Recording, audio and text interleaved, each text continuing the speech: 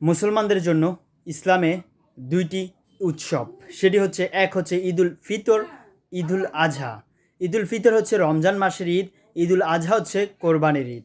তবে ঈদুল আজহা জিলহজের প্রথম 10 দিনের গুরুত্ব সম্পর্কে হাদিসে একাধিকবার এসেছে। জিলহজ মাসের শেষ প্রথম 10 দিনের গুরুত্ব রমজান মাসের শেষ 10 দিনের থেকেও অধিক উত্তম, এবং কি জিলহজ মাসে রোজা রাখার কথা হাদিসে এসেছে। তার মধ্যে সবচেয়ে গুরুত্বপূর্ণ হচ্ছে আরাফার দিনে রোজা রাখা। আরাফার দিনে রোজা রাখার সম্পর্কে একটি হাদিস এসেছে, সেটি হচ্ছে সহিহ মুসলিম শরীফের হাদিস, হাদিস নং 1162 নাম্বার হাদিস, 1162 নাম্বার হাদিস। সেখানে আল্লাহ রাসূল সাল্লাল্লাহু বলেন যে জিলহজ মাস সম্পর্কে, যে হজের দিন, জিলহজের দিন যে ব্যক্তি রোজা রাখবে, আল্লাহ সুবহানাহু ওয়া তাআলা তার পূর্বের 1 বছর এবং কি পরবর্তী 1 বছরের সমস্ত গুনাহ মাফ করে দিবেন। সুবহানাল্লাহ।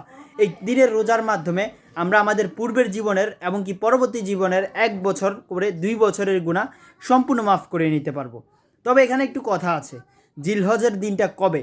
সৌদি আরবের হজ যাত্রী যারা আছেন তাদের অনুযায়ী জিলহজ মাসটা বাংলাদেশে পড়বে 26 তারিখ। তবে জিলহজ হচ্ছে ঈদের একদিন আগে, সেই হিসাব করলে আমাদের এখানে জিলহজটা হবে 27 তারিখ। জিলহজের দিনটা 27 তারিখ হয় চাঁদের ঘূর্ণীয়মান এবং কি সময়ের ব্যবধানের কারণে। এই ক্ষেত্রে অনেক আলেমরা অনেকভাবে মতবাদ দিয়েছে, সেজন্য অধিকতর গ্রহণযোগ্য মত হচ্ছে এই জিলহজের যেহেতু গুরুত্বটা মিস না হয়, সেজন্য 2 দিন রোজা রাখাটাই উত্তম। তাহলে সৌদি আরবের সময় অনুযায়ীও আমরা 26 তারিখে রোজা রাখলে জিলহজের দিন রোজা রাখা হলো, আর নিয়ম অনুযায়ী একদিন আগে যেহেতু ঈদের 27 তারিখে রোজা রাখলেও সেটা হবে। তখন আমাদের এই জিলহজের রোজা রাখার ফজিলতটা মিস হবে না। তাই 2 দিন রোজা রাখার চেষ্টা করবেন, ইনশাল্লাহ আমিও রাখবো।